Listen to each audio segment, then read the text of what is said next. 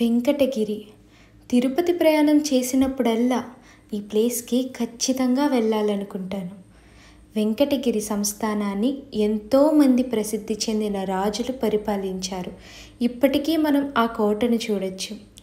వెంకటగిరి అంటే అందరికీ గుర్తొచ్చేది పోలేరమ్మ జాతర.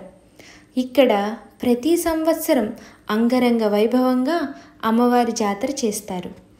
1992 నుండి పోలేరమ్మ గుడిని దేవాదాయ శాఖ వారి ఆధ్వర్యంలో జరుగుతుంది. ఈ పోలేరమ్మ జాతర నేటి తరానికి జాతర యొక్క ప్రాముఖ్యతను తెలియజేస్తుంది. అంతేకాకుండా వెంకటగిరి చేనేత వస్త్రాలకు ప్రసిద్ధి.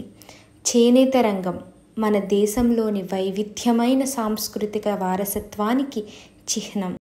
ఈ వస్త్రాలను కొనేందుకు అనేక ప్రదేశాల నుంచి ప్రజలు వస్తుంటారు. ఈ ఊరికి వెళ్తే ఒక మంచి పాజిటివ్ వైబ్స్తో తిరిగి వస్తాం ఖచ్చితంగా.